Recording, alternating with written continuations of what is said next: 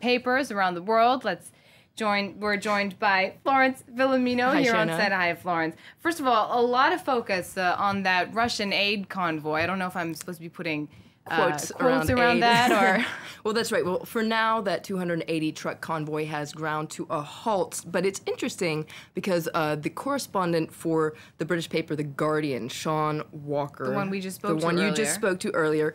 Well, he's on the border. He's on the Russian-Ukrainian border, and he says he saw a different kind of convoy cross into Ukrainian territory late on Thursday evening. Now, in this article in The Guardian, he describes what he saw. He saw a column of 23 armored personnel carriers supported by fuel tanks and other logistics vehicles with official Russian military plates. To quote the article, he says, Kiev has lost control of its side of the border. In this area, he does say, though, that these trucks are unlikely to represent a full-scale official Russian invasion, but it is clear evidence that Russian troops are active inside the Ukrainian border.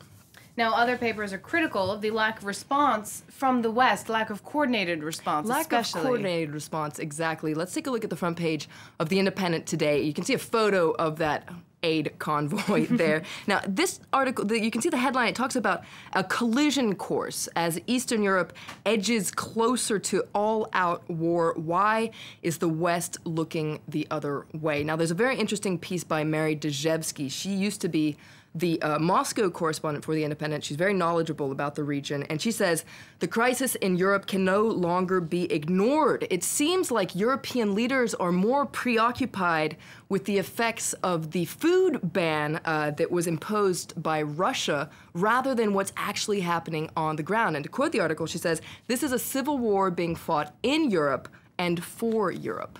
Interesting. Now, the other top leading story in the papers today is the unrest in Iraq, and many papers are focusing on the porous nature of the conflict, especially with the border between Syria and Iraq that may not actually exist that much anymore. Absolutely. That's what a lot of papers are focusing on today. Once again, in The Independent, it seems like there's been a lot of focus on what ISIS, that Islamist group, is doing in Iraq, and we tend to forget that that group is also very active in Syria. You can see this headline here. It says that as the West dithers about how to respond in Iraq, well, ISIS is making major gains hundreds of miles away in Syria. In the past 2 days, they've taken key towns near Aleppo. This is part of an ISIS offensive that started on Tuesday and reinforces the movement's position as the dominant force in the military opposition to President Bashar al-Assad. Now, of course, this is bad news for Syria's opposition. Absolutely. In fact, the president of the Syrian opposition coalition, Hadi al-Bahra, he writes a comment piece in the Wall Street Journal today, and he says, our warnings about the terrorist group are coming true, and you can see here, he says, do you want to defeat ISIS? Well, come help the Syrian opposition. And he appeals to the West. He says, please send advanced military aid before it's too late. Now, I pulled out another interesting piece, this time in a Sharq al-Awsat, so pan-Arab paper that's based in London. It focuses on how the resignation of the Iraqi Prime Minister, Nouri al-Maliki, well, what will the effects of this be? Well, according to this article, the end of al-Maliki should be a lesson for Bashar al-Assad. Why is that? Well, according to this article, for a long time, Maliki benefited from the support of Iran until it abandoned him. And according to this article, al-Assad should be worried because just as Iran abandoned Maliki, well, Tehran will abandon Bashar al-Assad tomorrow. Well, tomorrow, one day. One day. All right, well, we'll see how that plays out.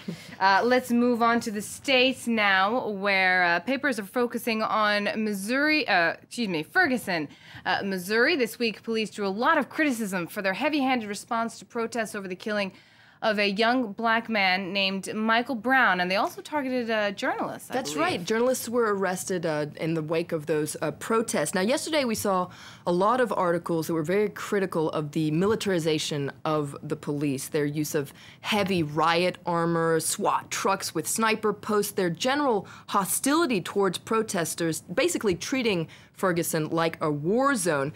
But check this article out in the Washington Post. It says that suddenly everything has changed. Why is that? Well, it's because the governor of Missouri, Jay Nixon, he put the Missouri State highway patrol. So not local police, but the federal police in charge of crowd control. And this was a very important change, according to the Washington Post. This Missouri State Highway Patrol is led by a man named Ronald Johnson. He's actually a Ferguson native.